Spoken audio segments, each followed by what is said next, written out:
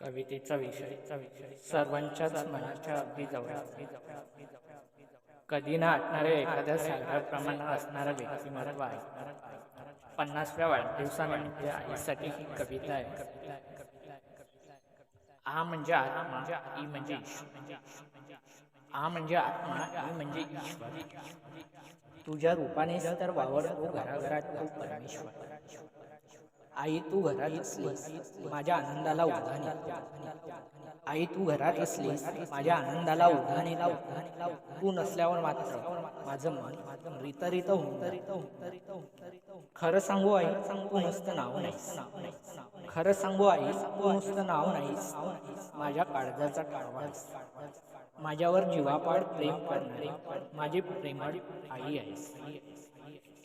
घरकाम करताना ओढाताण तू करतेस.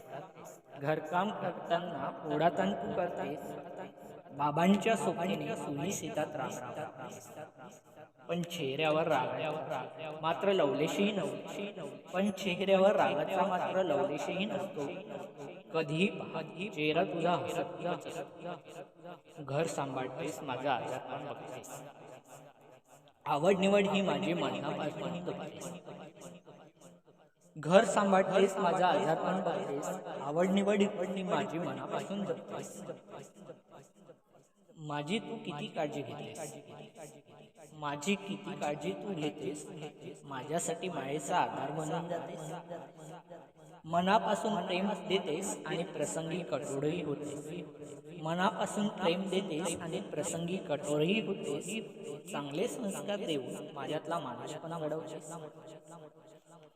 माझे भविष्य उज्ज्वल व्हावे म्हणून अखंडपणे धडपडतेस. माझ्या सुखातच स्वतःचे सुख शोधतेस.